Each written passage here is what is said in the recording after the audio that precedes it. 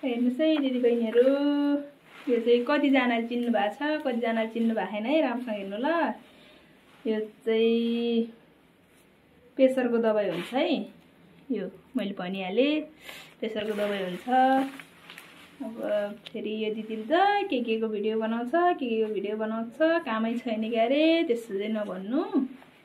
अब मैले चाहिँ आफूले जानेको कुरो सबै माथि पुगोस्, सबैलाई थाहा पाओस् भनेर सेयर गरून् भनेर भन्छु, सबैले थाहा पाउन् भनेर। यो चाहिँ प्रेसरको दबाई हुन्छ, अनि यो खायो भने प्रेसर एकदम ठिकमा हुन्छ। प्रेसर आयो भनेलाई यो खानुपर्छ। कतिले चिन्नुहुन्छ, कतिले चिन्नुहुन्न। मैले चाहिँ अब भ्याइ नभ्याए पनि यस्तो भिडियो हालिरहेको हुन्छु क्या।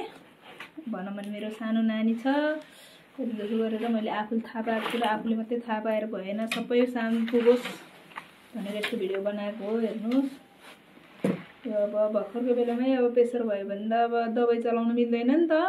दबाई चलायो भने अब बाजुन्जेल दबाई खानुपर्छ। हामीले यस्तो यस्तो खाएर कन्ट्रोल गर्नुपर्छ प्रेसरहरू। हेर्नु, कहाँ पुगेर खोजेर ल्याउनुपर्छ यस्तो।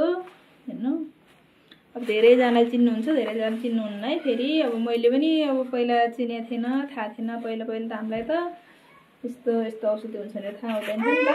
अहिले पछि थाहा पाएको। हेर्नु है दिदीबहिनीहरू, सबैजनाले चिनेकोहरूले नचिनेकोहरूलाई सबैलाई सेयर गरिदिनु। यस्तो औषधि हुने चिज हो, किन दबाई चलाउनु चाँडै भनेर है मैले। हेर्नुहोस्।